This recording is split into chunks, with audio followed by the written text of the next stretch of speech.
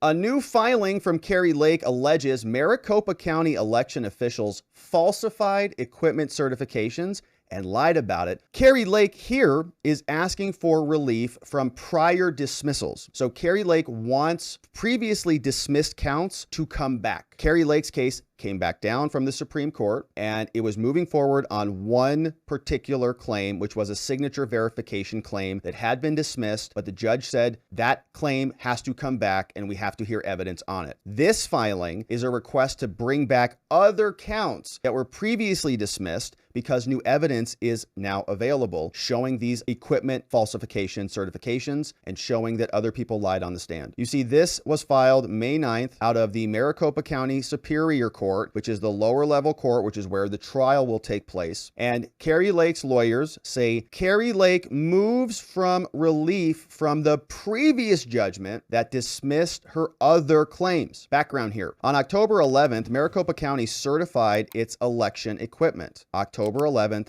2022. Election is just a short time away. That included 446 tabulators, 223 vote centers. They say that they passed logic and accuracy testing in accordance with the law. The election procedures manual details how to do it. But Kari's lawyers say new and compelling evidence shows, among other things, that Maricopa falsely certified it passed the testing. And afterwards, it secretly tested all of the 446 vote centers on October 14th, 17th, and 18th, and they knew that 260 of the tabulators would fail on election day. New and compelling evidence also shows that the Maricopa County Director of Elections, Scott Jarrett, who testified on the stand, gave false testimony at trial concerning the ballot-on-demand printer failures that caused tabulators to malfunction at nearly 2/3 of the vote centers. Scott Jarrett, they're saying, lied, gave false testimony at trial. For these reasons, as well as those set forth below, here's what we're asking for. Relief from the judgment that dismissed the prior claims, because the rules say that we have discovered new evidence that with reasonable diligence, we couldn't have discovered before the trial. Something came out that we wouldn't have been able to present previously. And also, this came about due to fraud, misrepresentation, and other misconduct by the government. They tell us that although Lake's new evidence and Maricopa's misrepresentations relate directly to count 2, this motion also seeks relief with respect to counts 5 and count 6, because as they were applied, they impacted the election. So even though this is now moving forward on the one signature verification claim, Lake's lawyers want additional claims to come back because of this new discovery. They tell us, as described in the declaration from Parikh, Kari Lake continued to diligently investigate and analyze information about the ballot-on-demand printer and tabulator failures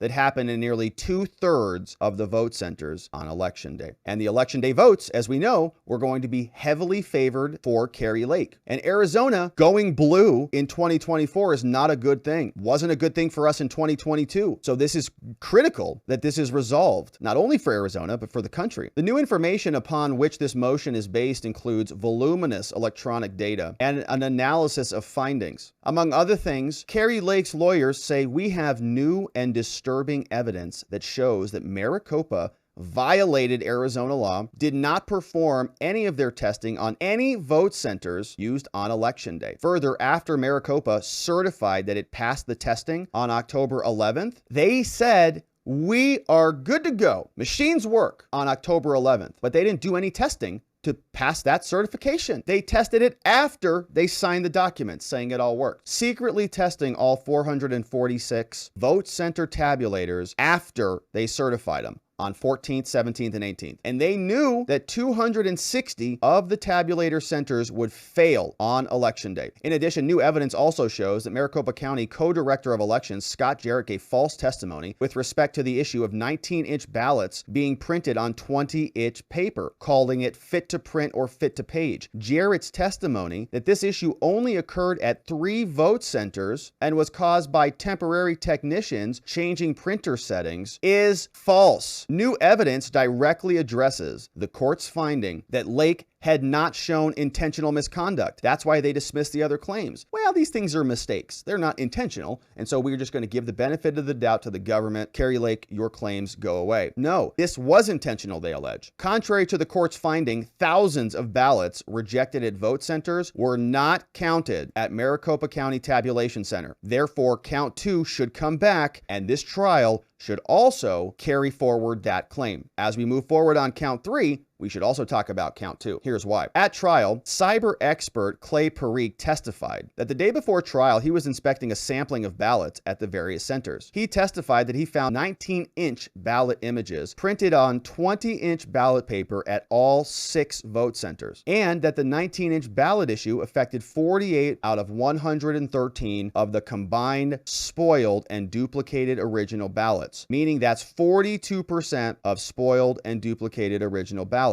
Testifying further that the printing of the 19-inchers on the 20-inchers could only happen in 2 ways. That only happens in very limited circumstances. One, either the printer settings were set to override the definition programmed into the system, and if so, who did that? Or 2 ballot images were illegally programmed into the voting system. Either way, we've got a problem. Either way, a 19-inch ballot image projected onto a 20-inch paper ballot would be rejected. Parikh also testified that this misconfiguration could only be done by deliberate act. And I remember this testimony specifically. And I was screaming here, as were many of you, about who did it? Could only be done by deliberate act. That's great. But who? We needed a name. We needed a person. Parikh testified that Maricopa did not keep duplicate ballot combined with the original ballot, and thus there was no way to tell how it was actually voted on in the duplicate ballot. Here's what the court said. The court dismissed count 2, and with respect to Parikh's testimony, they said that if ballot definitions were changed, it stands to reason that every ballot for that particular definition printed on every machine so affected would also be printed incorrectly. But that wasn't the case. The judge said, well, if they made this mistake, we'd see the mistake everywhere. So here's what we have. They say that plaintiff's own expert acknowledged that a ballot that was unable to be read at the vote center, duplicated by a bipartisan board, would be counted. Thus, plaintiff's expert on this point admitted that the voters who suffered from the rejections would nevertheless have their votes counted.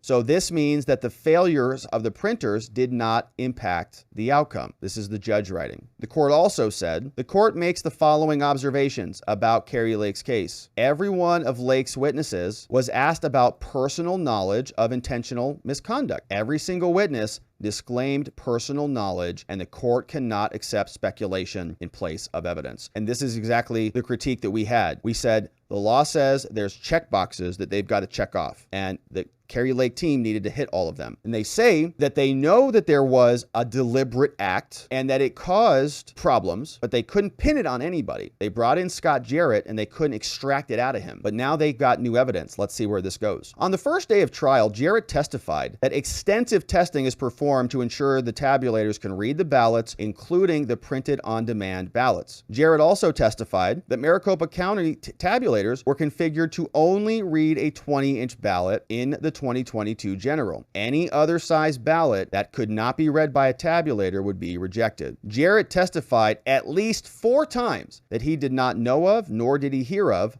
a 19-inch ballot projected onto 20-inch paper in the 2022 election. The testimony proceeded as follows. Sir, I want to go back to the earlier question about the 19-inch ballot image being placed on 20-inch paper. Did you hear of any reports that occurred of that in the 2022 election? I did not. Okay. If that occurred, would that be a failure of Maricopa County's election process? I'm not aware of it occurring. I'd be surprised if there was a ballot on a printer that had a 19-inch ballot on it. Okay, Scott, so I'll go back to my question again. If a 19-inch ballot image was put on a 20-inch paper, would that be a failure of your process? It would. If something like that happened, which I don't know how it would, yes, it would have been a mistake. Could that have been a deliberate act? Again, you're asking me to speculate about things I have no knowledge of occurring. And so I don't know if it could have been a deliberate act or not. I don't believe that occurred. 19 inchers on 20-inch papers. No knowledge that that occurred. But Kari Lake and her lawyers called Jarrett back to the stand the next day. And despite denying the day before that 19 inchers could be printed on 20 inchers, on the day 2 direct exam,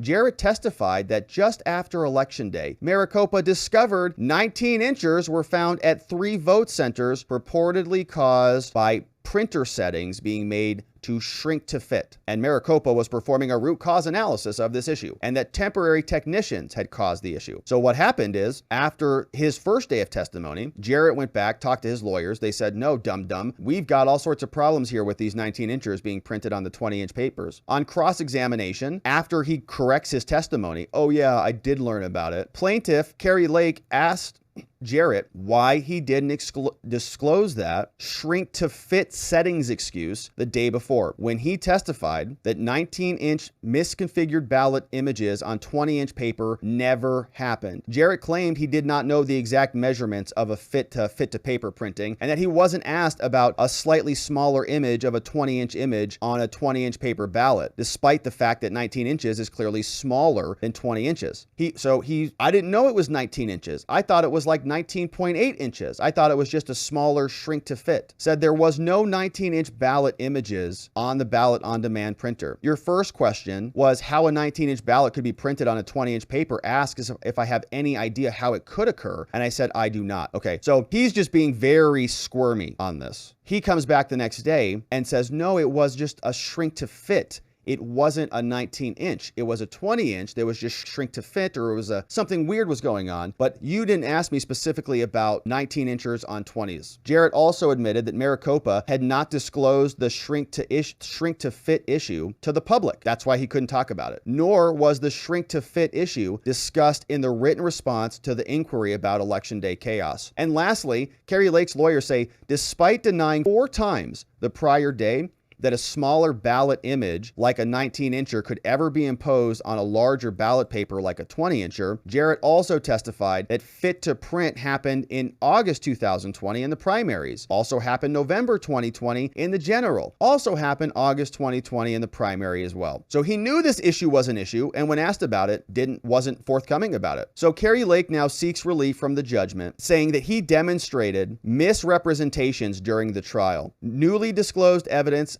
enables us to file this claim. Much of the evidence that existed at the time of this judgment did not become available to Kari Lake until after the trial was over. And trials in election litigations, they happen quickly because we've got a clock that is ticking. We've got a governor coming in who's going to be sworn in. So everything is ultra compressed. And they say we found this out after the fact. So they just had to get on the stand and just get through the trial and get Katie Hobbs into the governor's office. That's priority number 1. Then you can start disclosing stuff because it's already over. Until Kari Lake, it wasn't available until Maricopa responded to the public records request. And even the system log files that were available to Lake at the time of the judgment required extensive analysis, and they benefited from the additional access that we got to public records requests that came after the judgment. Everything's over. They start disclosing it, and then you say, oh, that's exactly the evidence we needed to make our claim stick. But now, of course, it's too late. Moreover, some of the evidence became available only quite recently, including the Board of Directors report and Maricopa's responses to the public records request. Finally, Your Honor, they say relief from this judgment on count 2, meaning bringing back the count that you also dismissed, would allow Kari Lake to produce evidence of the additional votes lost, which would add votes at issue under the remanded count that is coming back, which is the signature verification. Thus, this would contribute to the materiality of Lake's claims of violations. They also are bringing this back because they say there was significant party misconduct. Here, Maricopa County committed widespread and significant misrepresentations. This court and the other appellate courts relied on their claims, but their misconduct engineered a train wreck of an election day. There's also equitable reasons to grant this claim, and this is perfectly timely. They say motions for relief must come within a reasonable time period,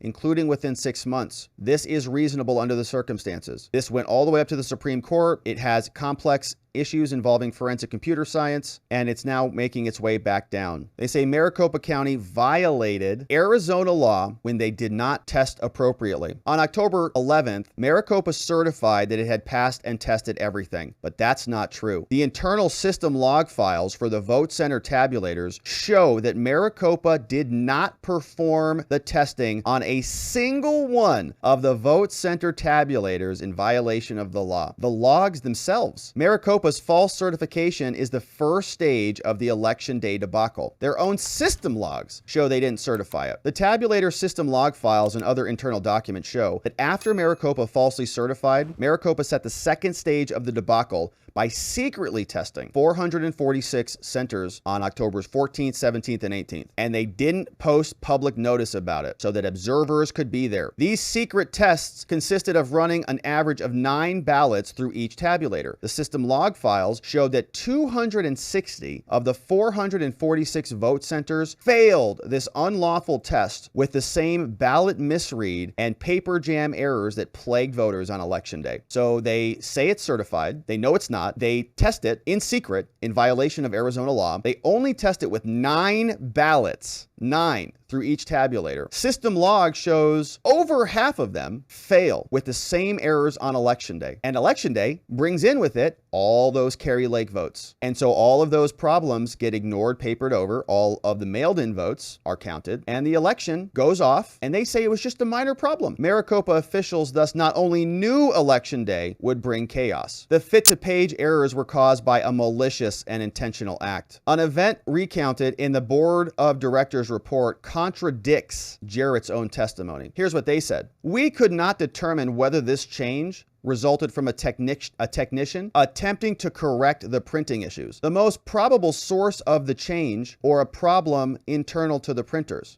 During our testing, 4 printers randomly printed or a few fit-to-page ballots in the middle of printing a batch of ballots. None of the technical people with whom we spoke could explain how or why that error occurred. It's just a random anomaly. We could not determine whether this change occurred from a technician attempting to correct issues, probably, or a problem internal to the printers. But they don't care, really, as long as it happens on election day when Kari Lake votes are coming in hand over fist. The astonishing event occurred during the testing that was conducted by Chief Justice McGregor's team. The 19-inch ballot configuration on election day could only be due to malicious code, malware, or remote configuration changes. How else is that just happening organically, naturally? It's got to be in the code. The randomly printed fit-to-page ballots observed by the judge's team proves the validity of Parik's testimony. This was an intentional act, testimony from the court that the court previously rejected. Moreover, the tabulator system log files internal records shows that the so-called fit-to-page issue, first disclosed by Jarrett, occurred at 110 voting centers, not 3 voting centers as Jarrett testified. 110 versus 3. He tried not to talk about it on the first day of trial, came back out the second day of trial. They tested it after the fact, and it didn't work. And they knew. Jarrett downplayed the election day debacle, even refused to agree that there was a disruption at all. In fact, on election day, day of voting centers were rejecting ballots more than 7,000 times every 30 minutes, beginning at 6:30 a.m. until the vote centers closed. 7,000 votes rejected every 30 minutes. The evidence disproves Jarrett's attempt to sweep aside the debacle, which Maricopa County officials knew in advance about on election day. They did their unlawful secret testing. Lastly, as discussed above, the court held in December that voters who suffered from the rejection still had their votes counted, according to the court. But the evidence shows otherwise, Judge. In fact, the evidence shows that over 8,000 ballots maliciously misconfigured to cause a tabulator rejection were not counted. At least 8. So the evidence shows that not only did Maricopa County officials knowingly violate the law mandating the testing, they knew about and planned the election day debacle. They knew about it and planned the election day debacle. Intentional malicious interference. Planned it. Further, Jarrett's demonstrably false and conflicting testimony shows that Maricopa officials are attempting to cover up their misconduct. They're in charge now. They captured the flag. Doesn't matter if it's legitimate or not, they're in charge. And so now they get to paper over the whole thing. Their little scheme was successful. For the foregoing reasons, Kari Lake respectfully requests that this court grant her relief from the judgment on count 2, bringing that claim back, and also allow the tabulator and logic and accuracy testing claims to be brought forward as well. Respectfully submitted, Brian James Blem. And attached to this document, which we will not spend much time on, is all of the other additional exhibits and materials. So you see here, Exhibit A, the Declaration of Clay Parikh. I have personal knowledge, got a master's in cybersecurity. December 2003, worked all over the place. Tons of credentials. Here, I worked for NTS, VSS. I worked on federal voting system standards. I've read all of the Arizona rules. In response to record requests, I am explaining and verifying all of the numbers above. Here's how I got it. I included all my system log entries. Efforts were vast. I looked at multiple different datas, including the Maricopa County report. None of the 446 voting centers were tested for logic and accuracy on October 11th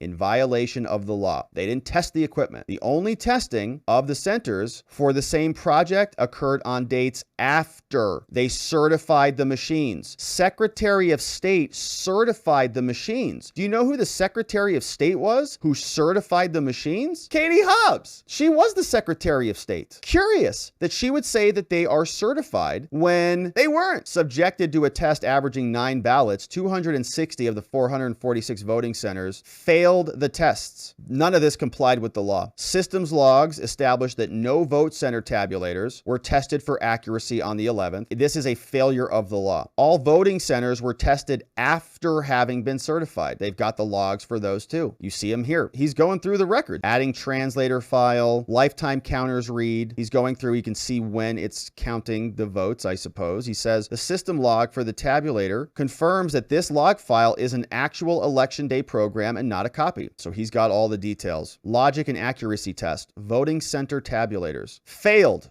Over half. 260, 59% versus 184 that came in. A huge portion of the election day votes would be for Kari Lake. So the rest of this is him explaining the authority, and certainly they're going to bring him back to talk about all of this, and the trial will be scheduled very soon, next week, and we will be covering it in depth, and so we'll look forward to seeing how all of this evidence unfolds.